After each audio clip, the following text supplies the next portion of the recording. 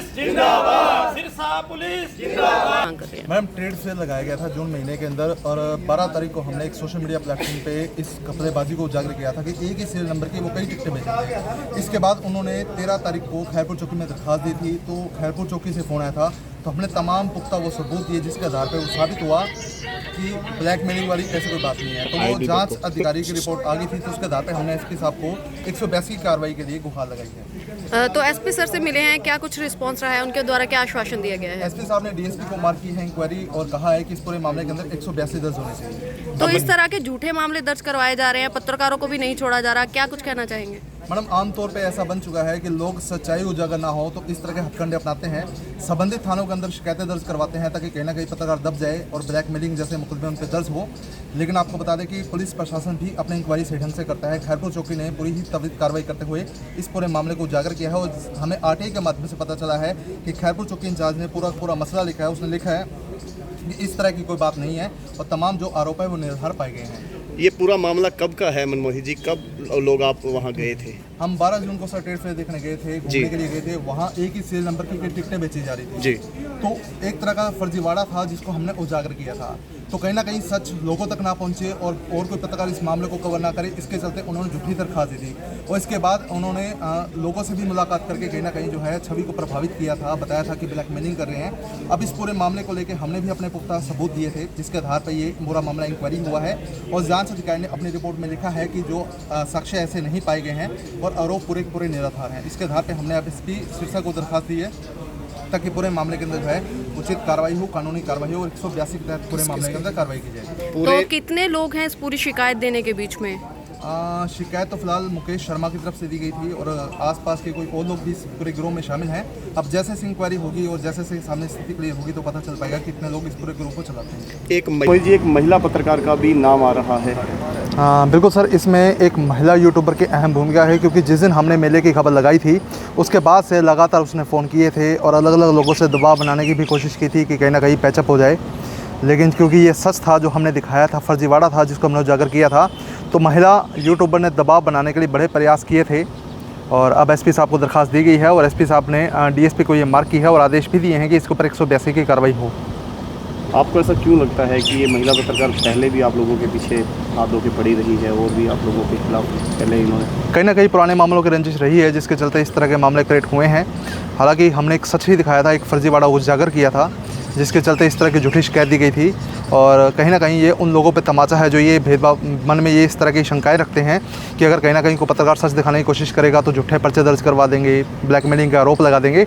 लेकिन अब दूध का दूध पानी का पानी हो चुका है और 182 के तहत एसपी साहब ने आदेश भी डीएसपी साहब को दिए हैं। पता लगा महिला पत्रकार का जैसे आप लोग नाम ले रहे हैं तो उनके द्वारा कोई आपको फ़ोन कॉल या कुछ ऐसी धमकी वगैरह दी गई है खबर को डिलीट करने के लिए? हाँ बिल्कुल, 12 जून को हमने खबर शाम को चलाई थी, उसके बाद से लगातार उसके फ़ोन आए थे लेकिन हमने फ़ोन नहीं उठाया क्योंकि कहीं ना कहीं ऐसा होता है कि दबाव बनाने के लिए चीज़ होती है। हमने फ़ोन पिक नहीं किया था तो अलग अलग लोगों से फ़ोन करवाए गए थे, पैचअप के लिए भूमिकाएं भी बनाई गई थी कि कहीं ना कहीं सच दब जाए, लेकिन हमने उस सच को उजागर किया था। अब दूध का दूध पानी का पानी आपके बिल्कुल सामने है और एसपी सिरसा ने भी 182 के तहत जो डीएसपी सिरसा को मार्क की है कि इसमें 182 की कार्रवाई की जाए। एसपी साहब ने क्या आश्वासन दिया है आप लोगों को? एसपी साहब ने डीएसपी सुभाष जी को मार्क की है और 182 के तहत कार्रवाई के आदेश दिए हैं। जी संजय जी, क्या कहना चाहेंगे? झूठी कंप्लेंट करवाई गई थी। 12 तारीख को हम 12 जून को ट्रेड फेयर फिल्म मेला देखने गए थे, तो उस दौरान हमने ट्रेड फेयर में डायनोसॉर की टिकट ली तो एक ही नंबर की हमें 2 टिकटें दी गई जिसमें 1009 नंबर की 2 टिकटें थी। जब हमने पूछा गया भी एक ही नंबर की 2 टिकटें हैं, एक और दी जाए, तो उन्होंने हमें कहा ये 2 टिकटें हैं। ऐसी ही 5 सीधी टिकटें हमारे पास और हैं। फिर हमने पूछा आपके मालिक कौन है, तो उन्होंने बताया मालिक हमारे अंदर रूम में बैठे, उनसे मिल लो। उनसे जब मिलने हमने गए सीधा तो उन्होंने सीधा हम पर ब्लेम लगाया, बोलो जी आपने 50,000 रुपये मांगे हैं, रिश्वत मांगी है। तो हमने कहा ऐसा तो हमने कोई नहीं मांगा। फिर उन्होंने अपने बाउंसर को बुला लिया, बाउंसर ने हमसे पूछा भाई आप क्या मैटर है जी? हमने ये बताया जी हमारे पास ये दिक्कत है हमें, तो ये टिकट बताइए आप, एक है 2? तो उन्होंने बताया जी टिकट तो एक ही बनती है। तो मैं सर इसमें 5 नंबर की 5 सीरीज की टिकटें हैं। बोलो जी ये गलत है। फिर हमने मैनेजर से पूछा क्या है जी? बोलो जी आपने सीधा ही माइक हमारे आगे लगा दिया तो हमें बोलना पड़ता है जी आपने 50,000 की रिश्वत मांगी है। इस दौरान अगले ही दिन उन्होंने हमारे खैरपुर चौकी में हमारे खिलाफ पर्चा दिया जिसमें उन्होंने 1 लाख रुपये रिश्वत मांगने की शिकायत दी गई जिसमें शिकायत के दौरान जांच की गई। उसमें जांच में तथ्य सारे झूठे पाए गए।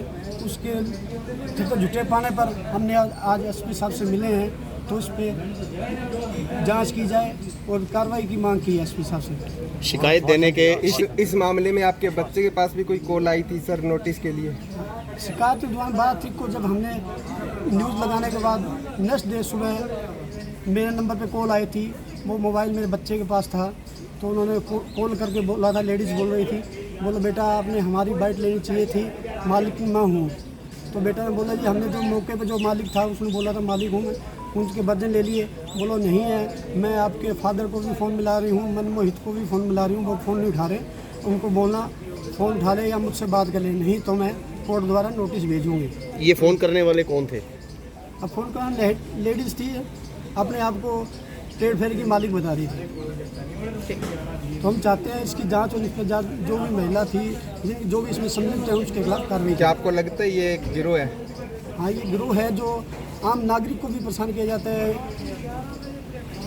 और आप लोगों को कोई इन दिनों में कुछ हरासमेंट भी हुई, कुछ परेशानियां भी इन दिनों में आपको सहनी पड़ी? हाँ, हम पर प्रेशर डाला गया है, कभी किसी राजनीतिक दबाव से, कभी किसी से वही मैटर क्लोजअप किया जाए। तो हमने कहा ये दूध पानी का पानी होना चाहिए, आगे आने चाहिए, जो भी है आगे आएगा, जिससे जनता को भी पता लगे झूठी कार्रवाई होने पर क्या कार्रवाई होती है। अब कितनी उम्मीद मानते हैं एसपी साहब के आश्वासन के बाद? हमें आश्वासन के हिसाब से 100% उम्मीद है इस पर कार्रवाई होगी।